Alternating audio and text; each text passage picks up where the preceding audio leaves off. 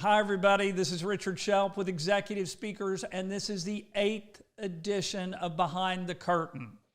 In Behind the Curtain, we tell you a little secret about one of our favorite speakers, and then we teach you a little something about the speaking business that can help you. Our guest today is Matt Emerzian, and Matt is a best-selling author. One of those books is entitled You Matter.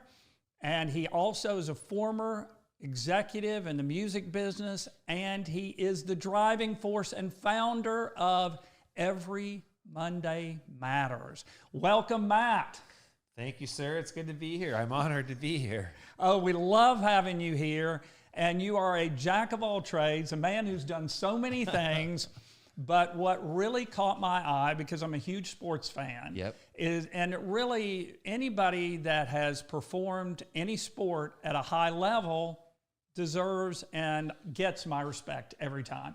And you not only played Division I water polo, but you became the head coach and won a national championship, which is unbelievable. And it is something where you can just say, I don't have to do anything the rest of my life as far as I'm concerned. Yeah, I have my ring. You got your ring. Quite an accomplishment. So tell me a little something about that. You, how did you put together a national championship team like that? What did it take? Wow. So when I was a player at UCLA, my last 2 seasons as junior, senior, I was actually put in charge of recruiting. And so I was put in charge of high school students to come play for UCLA. Then when I went to be coach, and I was actually assistant coach with the head coach, when I became coach, it was so amazing because I got to help to shape these athletes that we had recruited. I met when they were like sophomores in high school. Okay. And so there was this process that it was over time. And as a sports fan, it's so rare that like a coach in their first year comes in and has success, but they talk about how you build your program. Yes. Right. And building a program takes time. Oh, right? Sure it does. Absolutely. And it's really hard to win a national title. It's even way harder to win a second one or a third one, right? Oh, yes. Hard to repeat. That's we right. Talk about that all the time. So we committed to building a program, and the program was based on key values, right? Selflessness, hard work, dedication. And it starts kind of there is like the base of the period. UCLA is also John Wooden land. Oh, yes. So many national championships. The John Wooden pyramid, but ultimately, and also to have fun. But for me personally, I think the strength I brought to this team was so much in this modern era of sports, players and athletes think if you're not a starter, then you're not valued. Yes. And every single person on a team has value. And it's very important. And no one even talks about the green squad, the practice squad.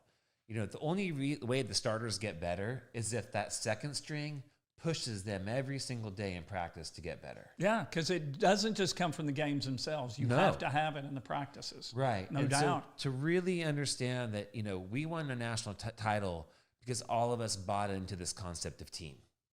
I love that. Well, what do you feel like is the difference between that team and any other team that you were a part of? Or was it the buying into it? Was that the key difference between any of the other teams that you were a part of? I think so. I think there's a release of like the selfish, pursuit, if you will. There's this idea that we are better together. And what's hard in college sports, for example, you're taking every of the best high school player in the country and putting them on the same team. Yes. And when those people were in high school, they had a lot of spotlight on them.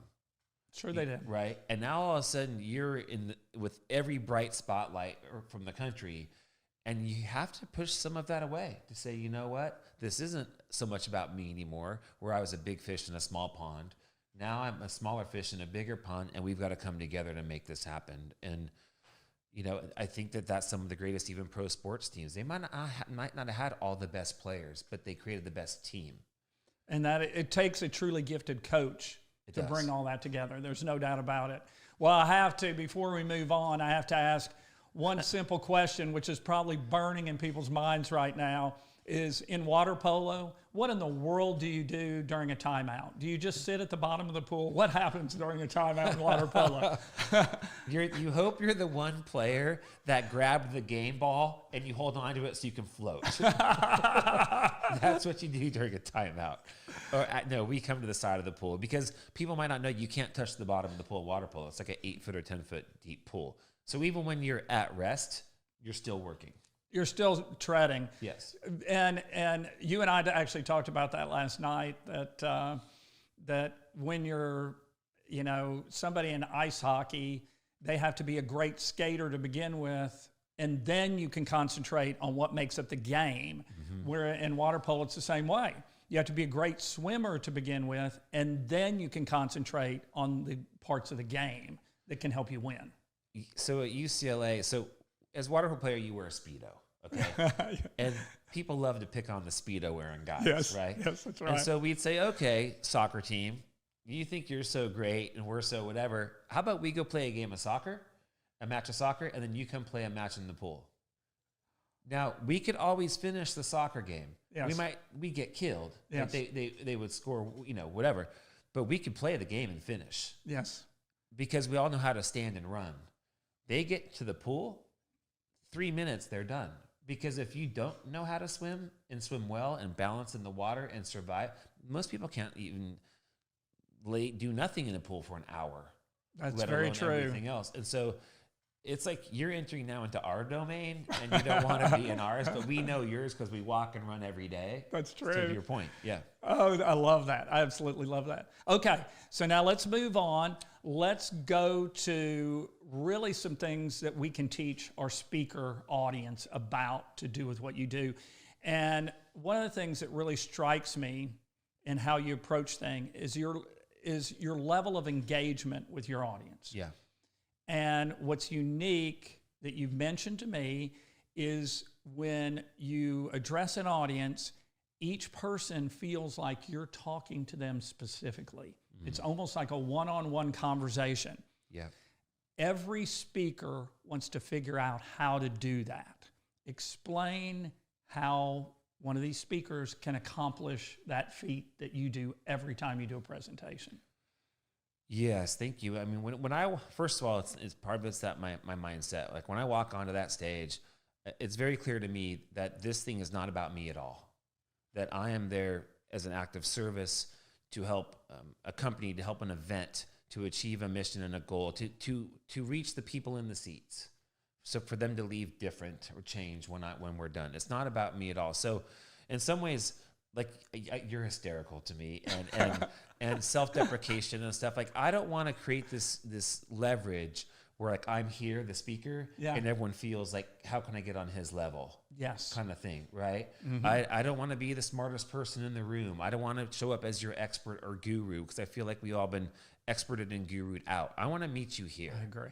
I want people to see me here to say, like, I get this dude and he gets me. I love that. And with that, it's eye contact, right? It's taking a beat with people. And for me, there's a lot of times throughout my keynote that I actually give up the microphone and I'll let somebody share. And a lot of people, like you never give up the mic as a keynote speaker. But it's in those rules, isn't it? Right, those special rules, yes. But I will tell you that there are so many times where audience members for me shared something and that audience member got a standing ovation. And at the end of the keynote, I didn't get one. But I've had more. It's okay, right? Of course, it's not about me. And so to see a manager and their employee stand up, and for this employee to say, because of you, manager at this restaurant brand, I, for the first time in my life, felt that it was okay to let the world know that I was gay. Oh my gosh. So you had a coming out. You've had coming out. Because you made it after they exchanged wristbands with each other. Because you made it safe for me to be myself. And to see them hug and then cry, I had no idea that those two people were sitting next to each other. And you create that moment. So people say, well, how do you customize? That's about as good of customization as you could ever get, right? That's true. That is a person by person customization. Yeah, created by your people. Yes. Yeah. Well, so really the key in all this is there's a lot of things that went into what you talked about, but really making yourself approachable and making you feel like you're one of the people in the audience, really. 1,000,000%. 1,000,000%. And part of what I share with my own journey with mental health, right, and my own things that I had gone through to inspire this whole journey of myself. There are people that come up to me afterwards and they will tell me things that they have never told their parents. Wow. That what they're experiencing, that their people on their teams don't know what they're experiencing. And it's not all depressing and negative stuff. It's also exciting stuff too, right? But it's creating that space where everyone feels like, but to me, like belonging, for example, it's not a strategy. Belonging is an outcome that you achieve by creating experiences and moments and spaces where people can do the things that they need to do and feel the things that they need to do in order for them to feel like they belong. It's not like I'm going to say, okay, we're going to belong today. No, we're going to sit down, let's have a meaningful conversation and ask meaningful questions and get answers. And at the end of that, there's a good chance belonging might have increased a little bit. I really believe you have a future as a therapist if you want to do this. I really believe that. But to go along with what you've already said, one of the key things, you've already kind of talked about what you do. Yeah. But, there's really an epidemic right now in our country and really in the world as far as people not valuing themselves. Correct. And so what you've explained is some of what you do to bring people out of that. Can you tell us a little more about how you bring people out so they feel like they matter? Yeah, I mean, all the work that I do in the speaking is all based on this idea of the mattering mindset framework, which is I matter, you matter, we matter.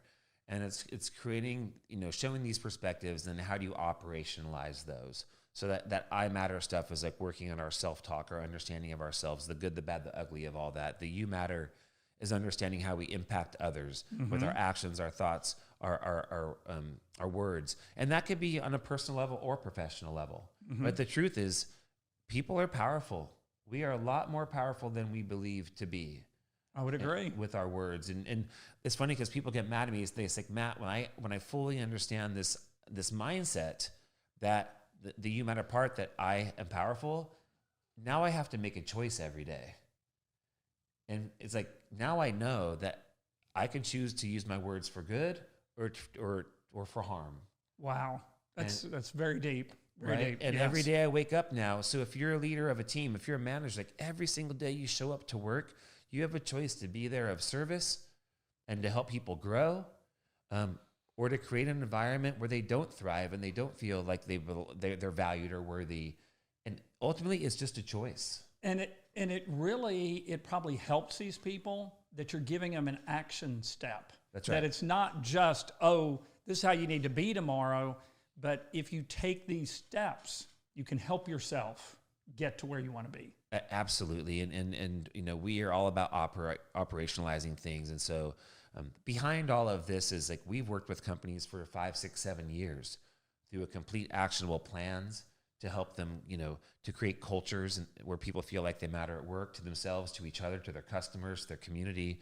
We do leadership training. We do a lot of stuff to operationalize this. And ultimately, for me, as the founder of a nonprofit whose mission is to create a world where everyone knows how much and why they matter, I want to be on mission and I want to create transformation.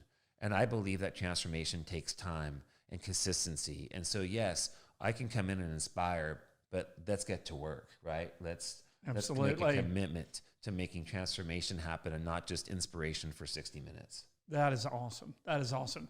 You really tell people how they can matter. That's right. Here we are on the wrist, everybody. You matter. Hey, thank you, Matt. Such a wonderful guest, such a great message. Thank you for being here. Thank you. And thank you, audience, for your attention. And you stay tuned for future episodes in which you truly find out what is behind the curtain.